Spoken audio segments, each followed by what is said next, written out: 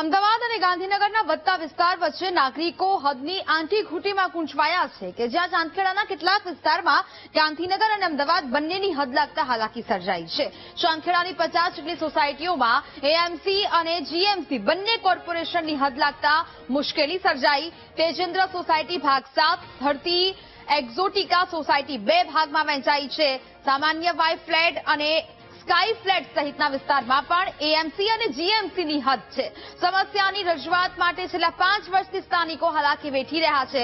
GMC પ્રાથમિક સુવિધા આપતી ન હોવાનો સ્થાનિકો આક્ષેપ કરી રહ્યા છે।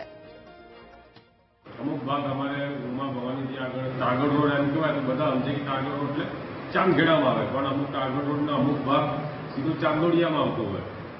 એ રીતે 3 વોર્ડો આની અંદર ટચ થાય છે। પબ્લિકને આવી તકલીફ થતી કે રજૂઆત ક્યાં કરવી, પબ્લિકમાં અવેરનેસ નાખવી પડે અને મારી દ્રષ્ટિએ હવે આ પર ઊભી રજૂઆત કરી દિશા સૂચક બોર્ડની ખૂબ જરૂરિયાત છે। ખરેખર દિશા સૂચક બોર્ડ લગાવવું જોઈએ દરેક જેના પ્રોફેશનમાં આવતું હોય, જીએમસીમાં આવતું હોય, બીજામાં આવતું હોય ને તો પબ્લિકને ખ્યાલ આવે કે મારે રજૂઆત ક્યાં કરવી। ભાઈ આ રોડ બન્યો તો અમારો રોડ કાળે બનશે ત્યારે કે આ તમારું તો જીએમસી છે, ગાંધીનગરમાં લાગશે। એએમસી વાળાનો કોન્ટ્રાક્ટ એટલે એમસી વાળા કામ કરે છે, તમારું જીએમસી વાળા કરશે એવું કહેવામાં આવે।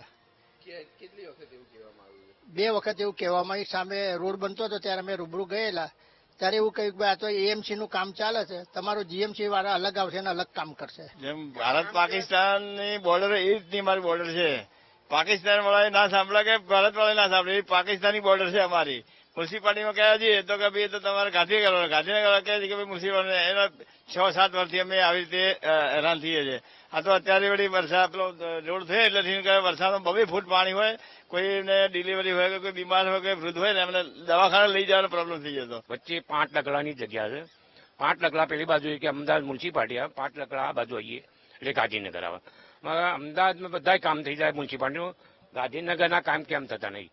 અમે કોઈ પડખામણા છીએ ગાંધીનગરમાં અને અમદાવાદ મ્યુનિસિપાલિટી ટેક્સ લે એના કરતાં ગાંધીનગર ટેક્સ લે અને અમારે કરાયો ટેક્સનો બિલો ઓછો કરાયો છતાં એનું એ જ આવે છે।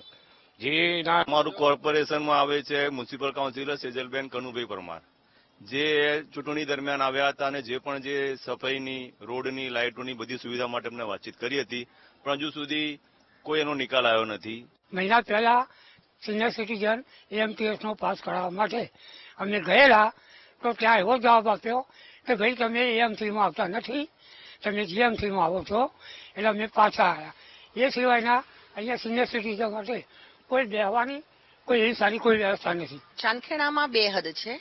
ચાંદખેડા આઈઓસી રોડથી તમે સ્નેહ પ્લાઝા જાઓ, પંચલોક 4 રસ્તાથી આગળની જે હદ છે એ બધી જીએમસીની હદ લાગે। પાછળનો આખો પટ્ટો જે ત્રાગડ ગણાય કે જે બધું છે બધામાં જીએમસી લાગે છે। રિંગ રોડ સુધીમાં જીએમસી લાગે, એટલે નહીં તો 50 થી વધુ સોસાયટીઓ એવી હશે કે જેમાં જીએમસી લાગે છે।